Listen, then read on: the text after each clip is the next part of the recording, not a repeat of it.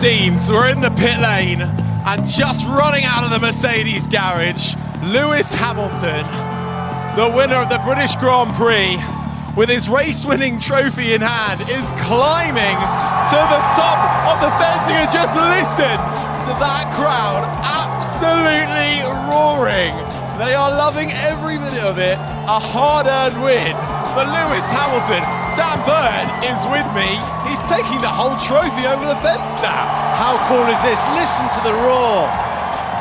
He is absolutely surrounded by cameras and paparazzi photographers. The main straight is absolutely packed full with grandstands. He's climbing down now. He hands the winning trophy over to one of his team PRs, heads back to his Mercedes garage, and they're all dressed in their high-vis Mercedes gear, celebrating that win. What an amazing celebration for Lewis Hamilton on home soil. Harry Benjamin, what a day. What a spectacular British Grand Prix. One of the best races we've seen in a long time. We've been saying how, yes, it was another win for Lewis Hamilton, 104 in his career, but it's that one that's going to remain with him for a very long time. It's going to remain with us all. It was his teammate who started out on pole position, but we had it all today. We had mixed conditions which saw strategy thrown up in the air. When do you take the plunge to go onto the intermediate tyre? Is the rain intense enough to do it? Some pitted too soon, some pitted too late. Ultimately, we had nearly a 4-5 car battle for the win. The two McLarens, we had Max Verstappen and the two Mercedes. Carlos Sainz in the Ferrari wasn't too far away either. George Russell ultimately retiring, and at the end of it all, Lewis Hamilton showcasing once again that he is the master in changeable conditions. He called it absolutely spot on together with his team and the tyre strategy, and what a place to do it. Getting back not only onto the podium, but the top step of the rostrum for the first time since Saudi Arabia 2021. What a day. Sam Bird, as a Brit who's driven at Silverstone, who's won at Silverstone, just describe what it will mean to Lewis Hamilton. We will hear from him, but describe what you think it means. Well, I think, look, 104 wins is just an amazing, incredible number. So if you look at it just as another race win, you're not looking at it deeply enough. Remember, as Harry mentioned, he hasn't won in 2.5 years. That's a long time. During that period, as a 39-year-old man who's not like right at the end of his career, but he's closer to the end than the beginning, he might have been thinking, am I going to win again? Is this me done? Have I seen the best days? And we were all kind of thinking it potentially as well. Have we seen the best of Lewis Hamilton? Today, he proved to us there's still life in the old dog yet. He absolutely did. And you know what? In the preamble to this race, we were thinking, oh, Russell could get another win here. We were saying, oh, Piastri's looking quick, so too is Lando Norris. We'd almost, without realising, kind of ruled out Lewis Hamilton, because we shouldn't have done, because he was starting on the front row in a Mercedes that has been improved. But no, the point I'm trying to make is the fact that over the course of this year, the Mercedes team has stepped up in the last few races, but George Russell, more often than not, has that extra pace advantage in qualifying. He just does. There's not much between them. They've got the smallest margin of any team pairing, but at the moment, it's been falling to advantage George Russell. And even though Hamilton isn't exactly languishing at the back, that builds up time and time again. And so to be on par here, to be battling all throughout the race, it wasn't a domination race by any means, but it was cool, calm and collected. It was a Lewis Hamilton rejuvenated, which I think you could tell in the emotion in his voice at the end of the race as well. And to get the win finally under his belt here of all places, that's a dangerous Lewis Hamilton now going forward. Dangerous Mercedes going forward. They've just won 2 races in 7 days. They've had a brilliant week since Austria. I can't believe that. I can't believe we're saying that. But look, I think George Russell was fortunate to win in Austria. To be honest, he was nailed down for a 3rd place. Here, Lewis Hamilton deserved to win that race today. He made the right calls at the right time, and he was quick. He was quick, Harry. He was quick at the right times. He was right there when it mattered. I think Mercedes, dare I say it, and I'll whisper it, Mercedes are back. Wow. Sam Bird said it. Said Mic it drop. first. Well, they're back in the conversation, aren't they? They're most definitely back in the conversation now. That's the thing, though, and George Russell may well have lucked into that win, but it was in Austria. But it was the fact that also the pit walls and the strategy calls and the team have upped their game, and the fact that they were there to benefit off of Lando Norris and Max Verstappen colliding. They were in it to the very end. Right, well, I'll ask you this then, Harry. Where have Mercedes struggled in the last couple of years? It's been high-speed corners. What does Silverstone have loads of? High-speed corners. Where did they qualify for today's Grand Prix? 1 and 2. I think that they've kind of maybe sorted that problem. Okay, let's hear from the man himself. It is race winner Lewis Hamilton. I mean, I don't know how it looked, but that one felt one of the most special ones for me. Such a tricky race. Obviously, amazing to have the result. Really, I don't know what happened to George yet, so I'll find out, which is a shame. But holding on to him, and then obviously the wet conditions was really challenging, and the McLaren's getting past us. And I think ultimately, really, just because it's been such a long time. It's really been a long time, and God knows how many things that's gone through my mind in this time, where many moments thinking of not continuing, many moments of not thinking that I have it anymore or that I can do it anymore. That self-belief really not being there, and then having a moment like this today really just has reignited the flame inside me, which is just for a lot of love and happiness right now. I spoke to your father right after you won. I walked down the pit lane with him. It was clear what it meant to him. What does it mean to you? For me, I think it's one of the most important race wins of my career. And with everything that's gone on this year, with the announcement of me leaving, and I didn't even know, and starting off with the back car, I didn't know that we would be having a win this year, and that would have been tough to have finished like that. So to have Bono up there with me, who I love dearly, and I love his team dearly. It's really, it's honestly one of the most magical moments of my life. So I'm super grateful. Couldn't be more perfect, could it? No. Well, an emotional and very honest Lewis Hamilton there, speaking after his win. We've made our way actually from the pit lane through and out to the hospitality unit for Mercedes and into the paddock, where it's still bubbling and lively and lots of people waiting for Lewis to come back out and into the motorhome. It was an emotional win, Sam. We saw him on the podium with tears in his eyes. He couldn't get the words out when he was on the cool-down lap to go to park the car in Parc Fermé. It's been a long time for him. He's missed winning.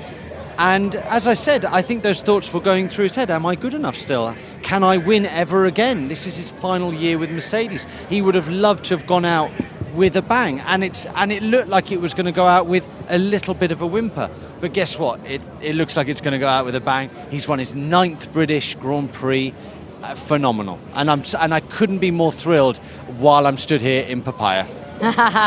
Yeah, a little bit conflicted, but it did end with Lewis Hamilton ahead of Max Verstappen, ahead of Lando Norris. We can hear from those a little later on. But Harry, hearing Lewis say that he doubted himself, he considered his options, even was he good enough to be here in F1 anymore, and it's so refreshing to hear him say that and admit it, but actually say, yeah, I'm back.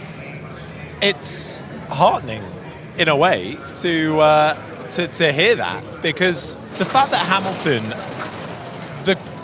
some would say the greatest of all time, not only in Formula One, but as an athlete in general, the fact that he is having those moments of self-doubt is astonishing, but it's also quite heartening as well that somebody of that level also has those bad days, also had those rough days. And let's be honest, Mercedes have had some pretty low days in the last couple of years.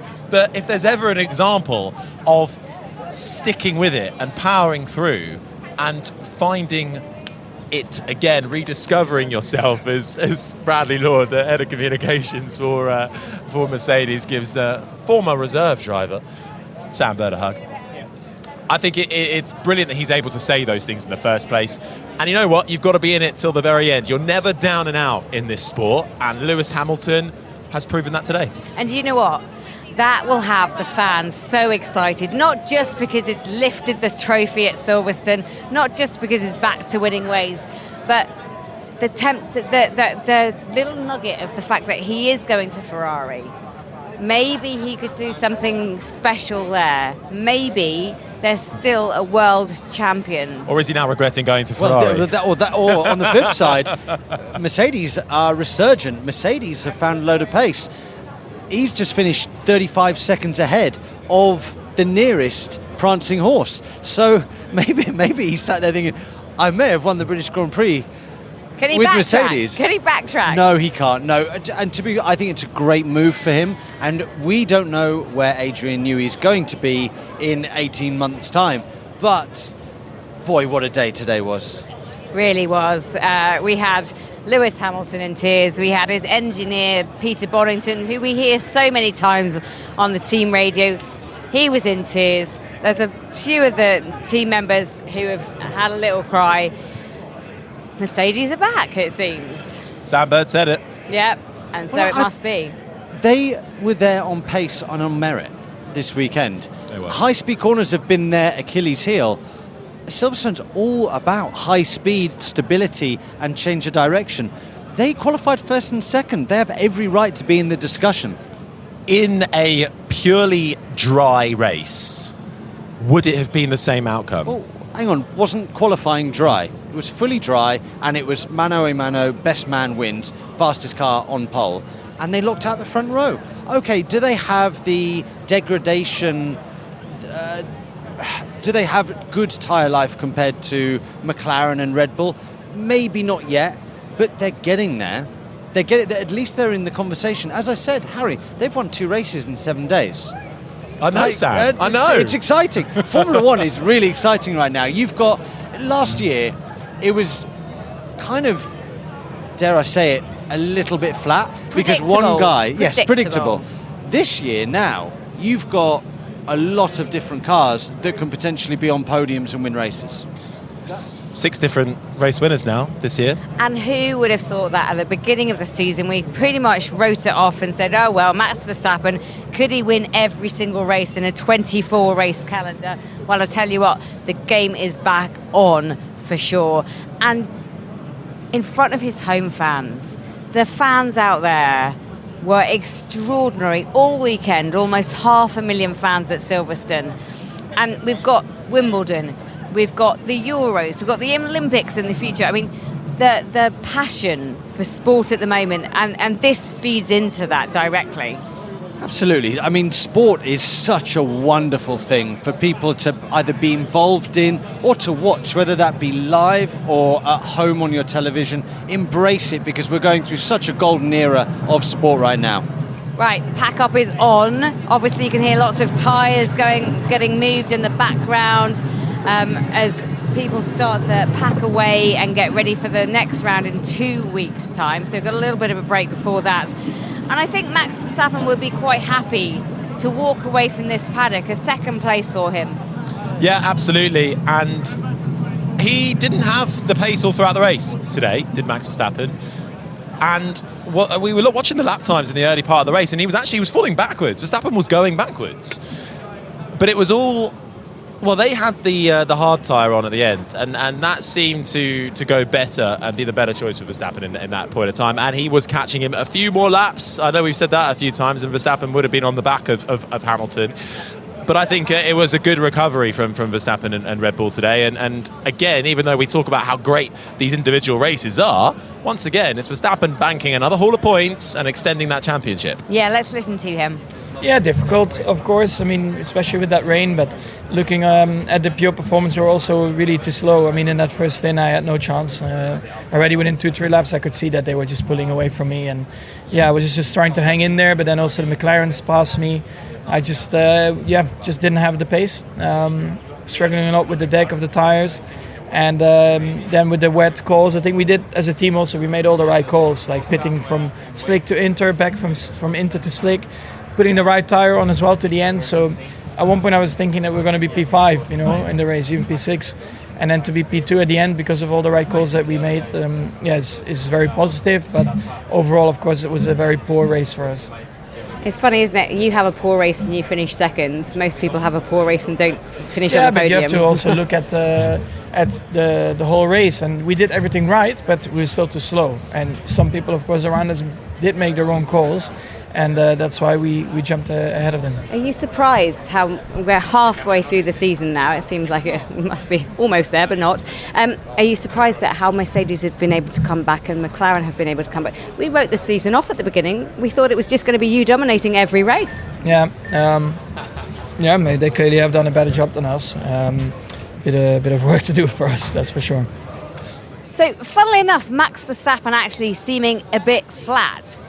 Could he have won this race? Should he have run this race? With a few extra laps, he would have had a very good chance of winning this race. But I maybe Sam can help me out here. I can't explain right now why the Red Bull pace at the start, particularly with Verstappen, wasn't that great. Was it all dictated by tyre? I'm not sure, because the pace at the end suggests that they were very, very quick. So maybe it was heavy fuel, maybe he was trying to look after that medium compound tyre, maybe the car worked better on the harder rubber around here. I'm not sure. Maybe it's a combination of all three, but for sure he had the pace at the end. What made their race, as you said, was the strategy call to change from the inter to the slick at the right time, something that unfortunately Papaya fans can't say that their team did, which was a big shame. No, we'll hear from Lando Norris in a short moment, and he was a little bit glum, I would suggest. But what has happened to Red Bull? What has happened to their outstanding pace that saw them win and dominate the first part of the season? Where's it gone?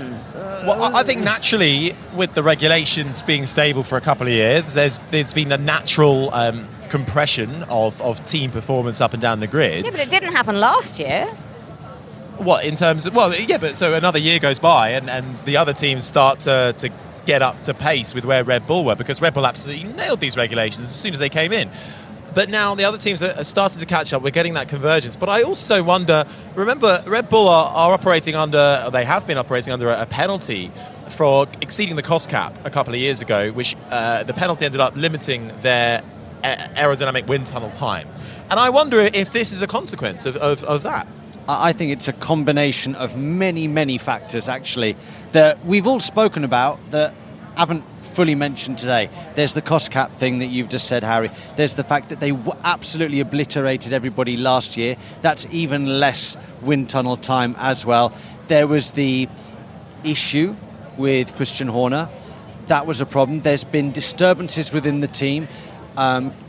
Their main guy, Adrian Newey, has said he's leaving and has been put kind of on the back bench. I think all of these things combined have led to maybe a little bit of lack of development compared to everybody else. Now, they're still the quickest car right now. However, you can't say that will definitely be the case in 12, 16, 18 months' time. I mean, you can see that it's trending in different directions. Formula One's wide open right now. It's almost as if we don't want the regulation change that's coming at the end of next year and just keep going. But there we go. The regulations are set to change at the end of next year. Let's move it on to Lando Norris and McLaren. I think he was so down, we should just hear from him, get that painful bit of radio over and done with, and then we can analyse exactly what he said and how he can make things different. Lando... That was hard to watch for fans of yours, for your supporters. How hard was it to drive? I mean, the middle was very tough to drive. Slicks in the rain is always tricky, and especially when you're fighting at those positions, you're taking a lot of risks. But yeah, at the same time, we didn't lose or we gained a lot because of that, but we just, let's say the easy stuff, the decisions almost is where we... And I say more I just didn't do a good enough job. I should have boxed a lap earlier and we should have boxed onto the medium. So, just our decisions were not good enough today. I feels like you're going really hard on yourself. I'm not. I'm just telling you the truth. I'm happy with the third, but I would be a lot happier with the first, and I'm not because I didn't do good enough job. So I'm not going to be happy with that. I'm here to win. I'm not here to finish third place. So it's pretty disappointing. So Lando really not very happy, and he was beating himself up. It seemed like he was ruining the choices that they made, not only with the hard tyre, but all through that race. Sam, do you think there was a race win there that he just couldn't get? I think it would have been difficult, but I do think that they've potentially missed an opportunity, yeah, and it's hard for me to say that because he's driven so well, and I think that it's massively a team on the up, and I don't think we should beat them up about it. Remember, they're new to winning again. This team, over the last 10 years, has kind of fallen away. At one point, it was a backmarker. Now, with Zach Brown's leadership and Andrea Stella, they've gone right back up to the front of the grid, and it's been incredible. For example, there's more orange hats here than there are anything else, but there are 3 key phases in this race. Why didn't we stack Oscar and Lando at the first stop to go from slicks? We being the fact that Sam is obviously McLaren dripping in papaya. Yes. Why didn't? Well, okay, fine. Why didn't McLaren double stack Oscar? Because that put him out of place. Why didn't we? Why didn't they? I can't stop it. I can't stop it. Exactly. Yeah. Why didn't McLaren? Okay, fine. Why didn't we stop a lap earlier to go from the inter to the slick? And also then, why did Lando opt for the soft tyre instead of the medium when his engineer, I think, wanted to go to the medium? Did they get a little bit spooked by Hamilton going on the soft, thinking, well, we have to attack him on the soft as well? And actually, that put him on the back foot to Max Verstappen.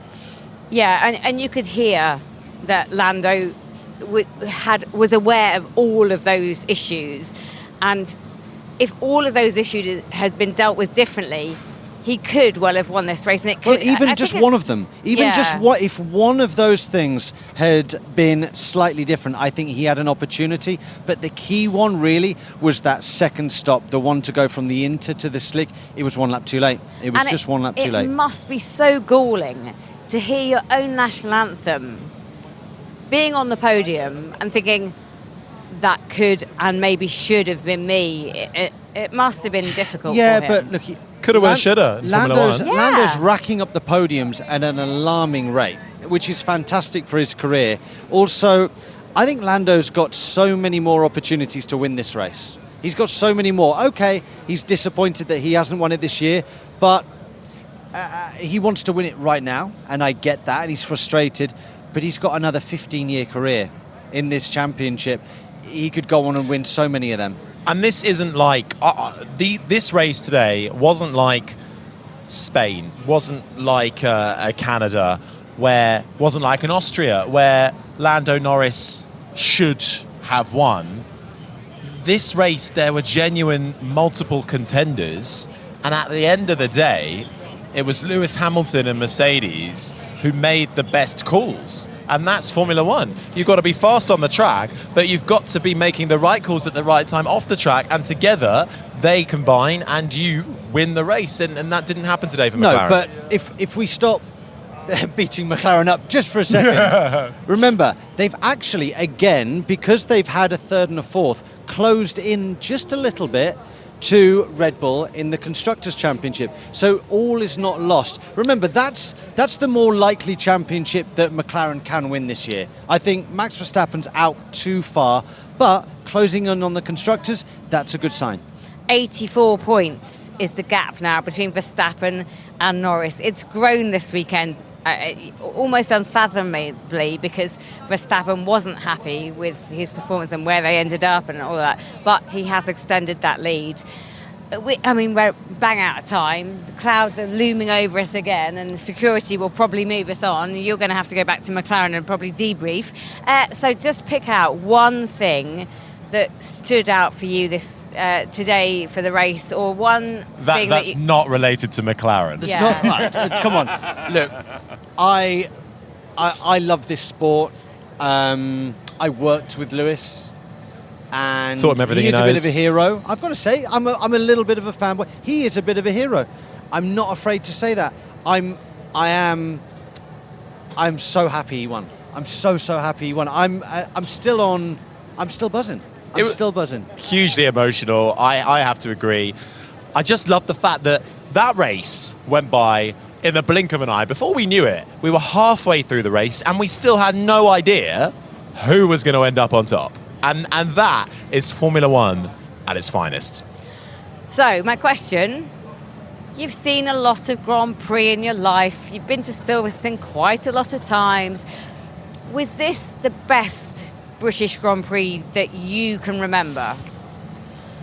Because we can't go back to the days of Stewart, and we have to stick to our era. Besides the feature race in GP2 in 2013. Oh, come on. We can edit that bit out, it's fine. That was an absolute blinder of a race. No, that was really might cracking. well have won. Yeah, exactly. No, I definitely think that's my favourite ever British Grand Prix, and second of all time for me, behind Canada 2011.